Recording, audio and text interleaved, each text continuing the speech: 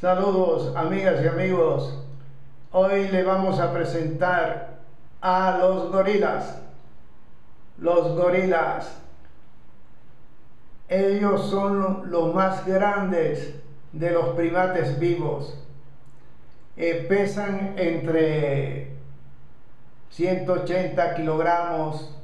También pueden, cuando se ponen obesos, pueden llegar a 285 kilogramos.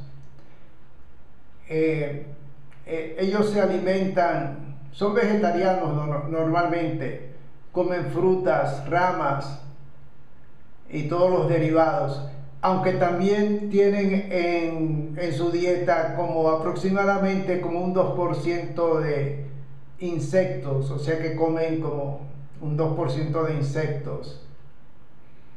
Las hembras aproximadamente pesan la mitad de los machos. Ahora, en el asunto de su voz, de su emisión de sonidos, ellos diríamos que tienen un sonido grave y de vez en cuando hacen un poquito hacia arriba, pero sin subir mucho. Esa es la característica de su sonido. Ahorita lo vamos a ver, a escuchar, ¿verdad? Ahí, exacto. Un sonido grave del gorila. Ajá. Exacto. Ese viene siendo el sonido del gorila. Ahí lo pueden apreciar. Ajá. El gorila. Exacto. O sea, el famoso gorila. Así es. Ajá. Tenemos el gorila. Vamos a tratar de hacer un poquito el sonido del gorila. Ah.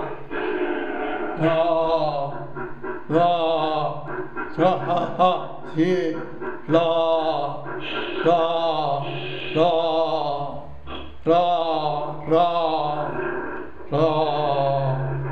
Ajá. Ahí tenemos el gorila con su sonido. Ajá.